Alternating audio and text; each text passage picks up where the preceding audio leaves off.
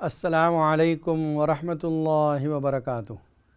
नाज़रीन किराम, इस वक्त आप देख रहे हैं इक़रा टीवी पर लाइव Q&A का प्रोग्राम। मुफ्ती मोहम्मद अशफाक आपकी खिदमत में हाज़िर हैं। सवाल व जवाब के सिलसिला जारी है। अगर आपके जहन में कोई सवाल है तो आप भी स्टूडियो के नंबर पर फ़ोन करके मालूम कर सकते हैं। इंशाअल्लाह कुरान व सुन्नत की रोशनी में आपके सवालात के जवाबात दिए जाएंगे। हमारी बहन ने यह भी पूछा है कि उनकी बेटी के लिए रिश्ता और उसके लिए कोई दुआ बताएं। देखिए, बेटी अगर कुरान पढ़ती है तो सूरह मुम्तहिना द थर्ड सूरत फ्रॉम 28 पारा 28वें पारे की तीसरी सूरत रोज़ाना पढ़े और ये अमल जारी कर दें कि सूरह माइदा की आयत नंबर 114 रोज़ाना 41 टाइम्स पढ़े। शुरू में आखिर में 11 मरतबा दुरूद शरीफ पढ़े और दुआ करें तो इंशाअल्लाह अल्लाह ताला अब जल्द ही कोई अच्छा और मुनासिब रिश्ता अता फरमाएंगे। हमारे चचा ने जो पेशाब की तकलीफ़ में हैं, बीमार हैं, उन्होंने ये बात बताई कि वो इस हालत में होते हैं कि उनके कपड़े नापाक होते हैं। अगर उनके पास कोई तीमारदार है जो कपड़े चेंज करवा सकता है तो फिर इस सूरत में उनके लिए ज़रूरी है कि कपड़े चेंज कर लें। और अगर कोई तीमारदार नहीं है, वो अकेले रहते हैं और तकलीफ़ ऐसी है कि वो ख़ुद कपड़े चेंज नहीं कर सकते तो इस सूरत में इस हाल में नमाज़ पढ़ सकते हैं वो, लेकिन पाकी होना शर्त है। मतलब वज़ू वग़ैरह जो करना है आपको वो करेंगे या तयम्मुम करेंगे। दूसरा उनका सवाल था सुन्नत मुअक्कदा और गैर मुअक्कदा के पढ़ने का तरीक़ा। सुन्नत गैर मुअक्कदा में जो 4 रकात है, असर से पहले की और इशा से पहले की 4 रकात, उसमें अफज़ल तरीक़ा यह है कि जिस वक्त 2 रकात पर आप बैठें, यानी अत्तहियात ख़त्म हो, उसके दुरूद शरीफ भी पढ़ लें, दुआ भी पढ़ लें और सलाम के बग़ैर खड़े हो जाना है और तीसरी रकात के शुरू में फिर सलाम पढ़नी है। ये बेहतर तरीक़ा है, अफज़ल है। लेकिन अगर आपने उसको ज़ोहर की सुन्नतों की तरह भी पढ़ा तो नमाज हो जाएगी, उसमें शक न करें कि नमाज अदा हुई या न हुई। अफज़ल तरीक़ा ये है। दूसरा हमारे एक भाई का सवाल था कि सलातुल हाजत, जो हाजत की नमाज़ पढ़ी जाती है, क्या उसमें दोनों रकात में सूरह इखलास पढ़ी जा सकती है? तो उसका जवाब है कि हाँ, पढ़ी जा सकती है। जो नमाज़ें फ़र्ज़ हैं या सुन्नत मुअक्कदा है उसमें तो हर रकात में एक सूरत पढ़ना मकरूह है, लेकिन नफ़िल नमाज़ों में इसकी इजाज़त है। इसी तरह एक से ज़्यादा जो सूरतें पढ़ी जाती है, जैसे 2 सूरतें 4 सूरतें, वो भी नफ़िल नमाज़ों में पढ़ने की इजाज़त है। नमाज़ों के मसाइल और बहुत से मसाइल आप जो पूछते हैं, बहुत से लोगों को ये मसाइल बार बार पेश आते हैं लेकिन वो पूछने की हिम्मत नहीं करते। बाज़ लोग ऑनलाइन नहीं आते, इसलिए अगर आप सवाल करें तो दूसरों का भी फ़ायदा होगा। इससे सवाल व जवाब का सिलसिला जारी है। अगर आपके जहन में भी कोई सवाल है, आप भी स्टूडियो के नंबर पर फ़ोन करके मालूम कर सकते हैं। तज़किरा चल रहा है सूरह आराफ का। अल्लाह ताला ने आगे की आयत में ये फरमाया, या बनी आदम ला यफ्तिनन्नकुमुश्शैतानु कमा अखरजा अबवैकुम मिनल जन्नह यंज़िउ अन्हुमा लिबासहुमा लियुरियहुमा सौआतिहिमा इन्नहु यराकुम हुवा व क़बीलुहु मिन हैसु ला तरौनहुम। ए बनी आदम, तुमको शैतान गुमराही के रास्ते पे न डाल दे, जिस तरह तुम्हारे माँ बाप को निकाला जन्नत से उसने।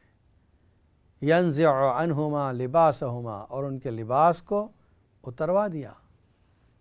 लियुरियहुमा सौआतिहिमा, ताकि वो एक दूसरे के शर्मगाह को देख सके।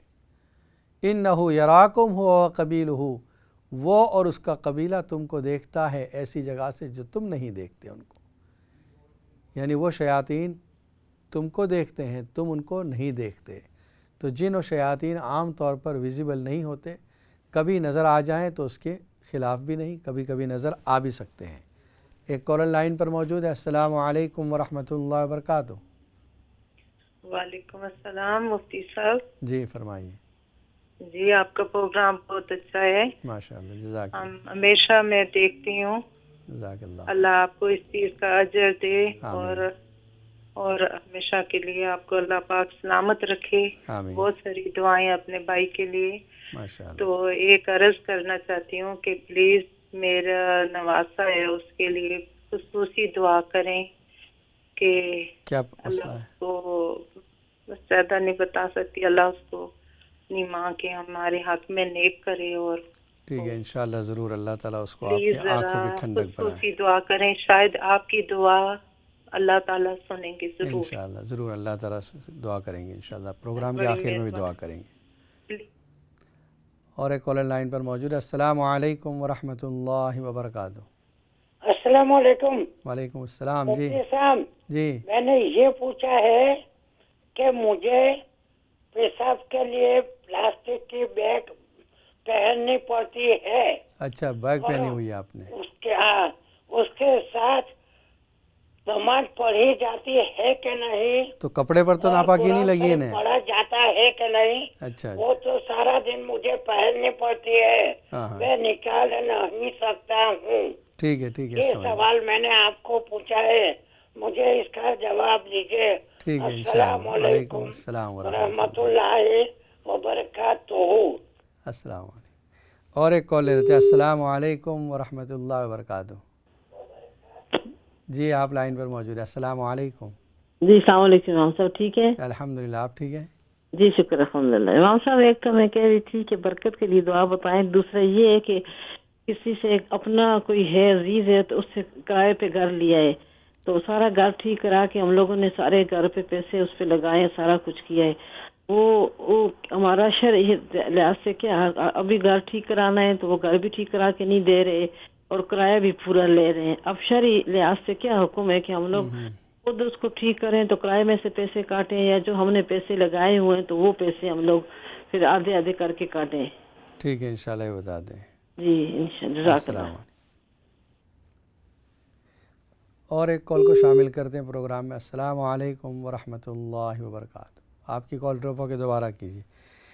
تو ہمارے چچا کا مسئلہ ہے کہ پیشاب کی بیگ ان کے ساتھ لگی ہوئی ہے، تو اس کا جواب یہ ہے کہ ہاں اس پیشاب کی بیگ لگی ہونے کے باوجود آپ نماز پڑھ سکتے ہیں، قرآن بھی پڑھ سکتے ہیں، کیونکہ وہ پیشاب ظاہر میں نہیں ہے، وہ بیگ میں ہے. اس لیے اگرچہ وہ قطرہ ٹپکتا رہے لیکن اس کے ساتھ آپ نماز اور قرآن پڑھ سکتے ہیں. دوسرا ہماری بہن نے سوال کیا کہ برکت کے لیے کوئی دعا. دیکھیے برکت کے لیے سب سے بڑا عمل تو یہ ہے کہ آپ گھر میں قرآن کی تلاوت کریں، نمازوں کا اہتمام ہو، اور ساتھ ہی ساتھ گھر میں جو ایسی چیزیں ہیں برکت لانے والی اس کو جاری کر دیں. اذان، اللہ کے کلمات کی پکار. حدیث میں آتا ہے جب اذان دی جاتی ہے جہاں تک اس کی آواز پہنچتی ہے شیطان بھاگ جاتا ہے.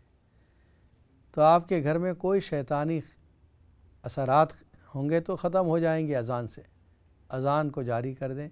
اگر لائیو اذان آ سکتی ہے تو وہ بھی ٹھیک ہے، ورنہ آپ خود اذان دے لیا کریں.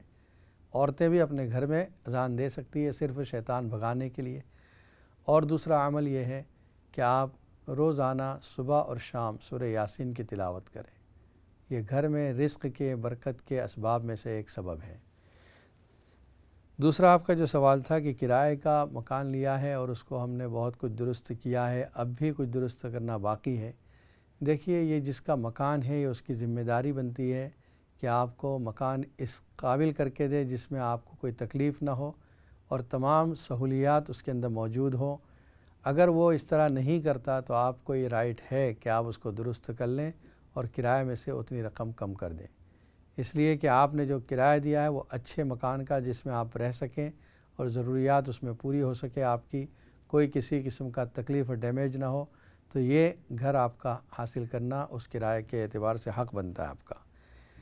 ناظرین کرام، اس وقت آپ دیکھ رہے ہیں اقرا ٹی وی پر لائیو Q&A کا پروگرام. ہماری جو گفتگو چل رہی ہے آج سورہ اعراف کے بارے میں، جس میں یہ کہا گیا انہو یراکم ہوا وقبیلہ، وہ تمہیں دیکھتا ہے تم اس کو نہیں دیکھتے. یعنی نارملی عام طور پر انسان نظر آتا ہے اس لیے کہ مٹی سے بنا ہوا ہے، اور جو جن ہے شیطان ہے یہ آگ سے، آگ میں بھی لپکتی ہوئی آگ کے شعلے سے بنا ہے، اس لیے نظر نہیں آتا. اور اللہ تعالیٰ نے ایک نظام یہ رکھا ہے. لفظ جن جو ہے جیم اور نون کا مادہ جہاں بھی ہے قرآن مجید میں، یہ عربی زبان کی خاصیت ہے کہ جہاں بھی یہ مادہ ہے وہاں چھپنے اور ہڈن کے معنی پائے جاتے ہیں. جنن کہا جاتا ہے اس مخلوق کو جو نظر نہیں آتی. جنین کہا جاتا ہے اس بچے کو جو ماں کے پیٹ میں ہے ابھی نظر نہیں آتا. جنت کو جنت اس لیے کہا جاتا ہے اتنے درخت ہیں، اتنی جھاڑیاں ہیں جس میں کوئی چھپ جائے تو نظر نہ آئے۔ تو جیم اور نون کا مادہ چھپنے والا اس کے معنی پائے جاتے ہیں ہڈن کے، تو اس کے معنی میں بھی، جن کے معنی میں بھی یہ ہے کہ وہ پوشیدہ ہے، نظر نہیں آتا اور شکلیں بدل لیتا ہے۔ ہماری تو ایک شکل اللہ نے جو بنائی ہے بس، لیکن وہ کبھی کسی اور شکل میں، کبھی کسی جانور کی شکل میں، کبھی پرندے کی شکل میں، کبھی سانپ کی شکل میں، کسی بھی شکل میں آ سکتا ہے۔ یہ اللہ نے اس کو اختیار دیا ہے۔ اس لیے اللہ نے فرمایا انہو یراکم، وہ تمہیں دیکھتا ہے، من حیث لا ترونہم، تم اس کو نہیں دیکھتے۔ انا جعلنا الشیاطین اولیاء للذین لا یؤمنون، بے شک ہم نے شیطان کو ان لوگوں کا دوست بنایا جو ایمان نہیں لاتے، یعنی کافروں کا دوست ہے شیطان۔ وہ ان کو ورغلاتا ہے، بہکاتا ہے، گناہوں پر آمادہ کرتا ہے اور وہ اس کو فالو کرتے ہیں۔ ایک کالر لائن پر موجود ہے۔ السلام علیکم ورحمۃ اللہ وبرکاتہ۔ یہ آپ کی لائن ڈراپ ہو گئی، دوبارہ کوشش کیجیے۔ وَإِذَا فَعَلُوا فَاحِشَةً قَالُوا وَجَدْنَا عَلَيْهَا آبَاءَنَا وَاللَّهُ أَمَرَنَا بِهَا قُلْ إِنَّ اللَّهَ لَا يَأْمُرُ بِالْفَحْشَاءِ أَتَقُولُونَ عَلَى اللَّهِ مَا لَا تَعْلَمُونَ۔ کہتے ہیں وہ لوگ جو شیطان کو فالو کرتے ہیں، اس کے دوست ہیں، جب وہ کوئی گناہ میں پڑتے ہیں اور ان سے کہا جاتا ہے یہ تم کیا کرتے ہو، کہتے ہیں ہم نے اپنے باپ دادوں کو اسی پر پایا ہے، یعنی یہ ہمارا گھرانے میں چلا آ رہا ہے طریقہ تو، اور یہ کہتے ہیں اللہ نے ہم کو اس بات کا حکم دیا ہے۔ یہ اللہ پر جھوٹ باندھتے ہیں۔ اللہ تعالیٰ فرماتے ہیں لا یأمر بالفحشاء، اے پیغمبر صلی اللہ علیہ وسلم، اللہ تعالیٰ بے حیائی کا حکم نہیں دیتے، گناہوں کا حکم نہیں دیتے۔ اتقولون علی اللہ ما لا تعلمون، اللہ پر تم ایسی باتیں کہتے ہو جو تم نہیں جانتے۔ کیا حکم دیتا اللہ؟ قل امر ربی بالقسط، اللہ نے حکم دیا انصاف کرنے کا، نیک باتوں کا اللہ حکم دیتے ہیں، اچھائیوں کا حکم دیتے ہیں،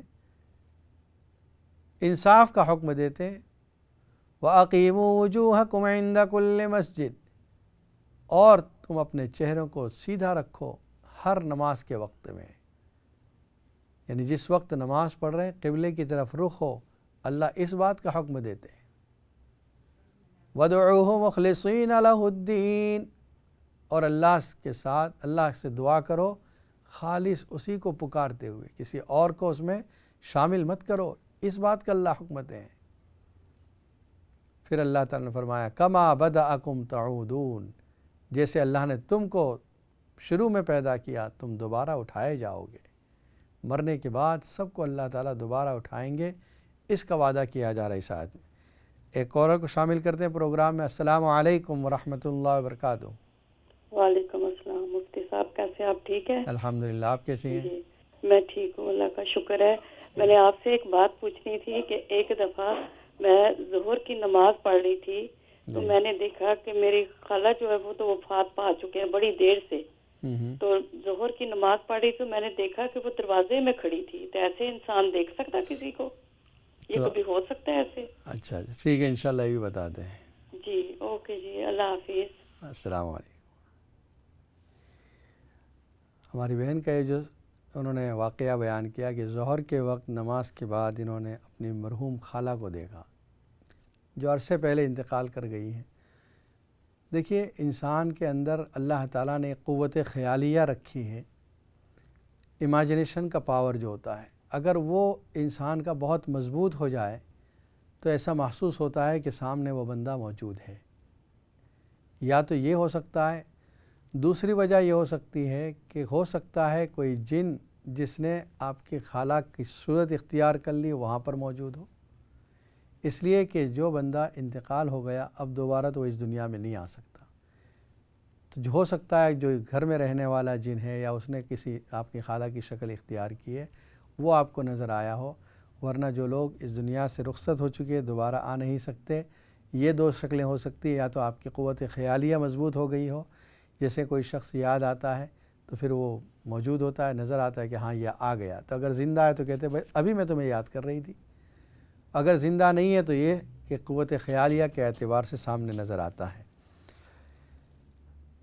اللہ تعالیٰ نے فرمایا کہ ہم جو حکم دیتے ہیں، سورہ اعراف کا ذکر چل رہا ہے، قل امر ربی بالقسط کما بدأکم تعودون فریقا ہدا و فریقا حق علیہم الضلالہ۔ ایک جماعت تو وہ ہے جو ہدایت پر ہے، ایک جماعت وہ ہے جن کے اوپر گمراہی ثابت ہو گئی۔ انہم اتخذوا الشیاطین اولیاء من دون اللہ ویحسبون انہم مہتدون۔ وہ لوگ جو جن پر گمراہی ثابت ہو گئی وہ لوگ ہیں جنہوں نے شیطان کو اپنا دوست بنا لیا اور وہ یہ سمجھ رہے ہیں کہ صحیح راہ پر چل رہے ہیں، حالانکہ وہ گمراہی پر ہیں۔ یا بنی آدم خذوا زینتکم عند کل مسجد، اے بنی آدم ہر نماز کے وقت زینت اختیار کرو۔ مسجد سے یہاں مراد وقت نماز ہے کہ جہاں بھی وقت نماز ہو اس وقت آپ اپنی زینت اختیار کرو، اچھے کپڑے پہنو۔ مسائل کی کتابوں میں فقہائے کرام نے لکھا ہے کہ جب نماز کا وقت ہو تو آدمی اچھے کپڑے پہنے، ایسے کپڑے جس کو کسی مجلس میں جا کر پہننے سے انسان جھجکتا ہے، شرماتا ہے، ایسے کپڑے پہن کر نماز نہ پڑھے۔ اگرچہ وہ پاک ہیں لیکن ان کپڑوں کو پہن کر آپ کسی تقریب میں نہیں جا سکتے، کسی کے گھر آپ دعوت میں نہیں جائیں گے، تو پھر ایسے کپڑے پہن کر نماز نہ پڑھیں، اچھے کپڑے پہن کر نماز پڑھیں۔ ایک کالر لائن پر موجود ہے۔ السلام علیکم ورحمۃ اللہ وبرکاتہ۔ Walaikum salam. G I've got a question I want to ask. Yes, go on. A few weeks ago, my father's passed away, but I had a dream that I saw my father in a dream, and I don't know where we were all together somewhere, but he said to me, come with me, I'll take you. And then after about 3 weeks, my sister saw the same dream. Look, Will you be able to tell me the meaning? Okay, sorry. This is a dream, and dream interpretation inshallah will be on Wednesday. Okay. All right. Thank you. السلام علیکم۔ خواب کی تعبیر کا ہم نے ایک دن مقرر کیا ہے، اس میں آپ کی بھی آسانی ہے، ہمارے لیے بھی آسانی ہے، اس لیے آپ وینسڈے فون کریں، انشاءاللہ بتائی جائے گی۔ تو ہر نماز کے وقت میں اچھے کپڑے پہننا۔ بعض لوگ ایسے کپڑے پہن کر آتے ہیں، خاص طور پر مسجد میں ہم دیکھتے ہیں جو لوگ کوئی ایسے کام کرتے ہیں جس سے کپڑوں پر داغ لگے ہوئے ہیں، دھبے لگے ہوئے ہیں، اور وہی کپڑے پہن کر حاضر ہو رہے ہیں نماز میں۔ دیکھیے نماز کی حاضری کے لیے الگ کپڑے رکھیں۔ جو لوگ کام کر رہے ہیں اچھا ہے، لیکن نماز کی حاضری کے لیے الگ کپڑے رکھیں۔ اپنی وان میں، اپنے جہاں کام کرتے ہیں وہاں پر ایک جوڑا کپڑے کا الگ رکھیں، نماز کے وقت وہ کپڑے پہن کر آیا کریں۔ اس لیے کہ اس آیت میں ہے یا بنی آدم خذوا زینتکم عند کل مسجد وکلوا واشربوا ولا تسرفوا انہ لا يحب المسرفین۔ کھاؤ اور پیو، اللہ کی نعمتوں کو استعمال کرو لیکن اسراف مت کرو۔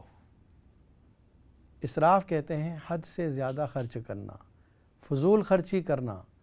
جو چیز آپ 10 پاؤنڈ کی لے سکتے ہیں اس کے لیے خواہ مخواہ 50 پاؤنڈ ضائع کرنا، یہ اسراف ہے۔ یا یہ کہ جو چیز آپ کی ضرورت پوری ہو رہی ہے 2 میٹر کپڑے میں، اس میں آپ نے 3 میٹر کپڑا 4 میٹر کپڑا ڈال دیا، یہ اسراف ہے۔ مردوں کو اسی لیے خاص طور پہ ممانعت ہے ایسے لمبے لمبے کپڑے جس سے ٹخنے چھپ جائیں، فرمایا اس میں نماز پڑھیں گے۔ بلکہ عام حالات میں بھی، نماز کی حالت کے علاوہ بھی، من جر ازارہ خیلا، جس نے اپنی ازار کو نیچے لٹکایا ٹخنے سے نیچے، وہ حصہ جہنم میں جائے گا۔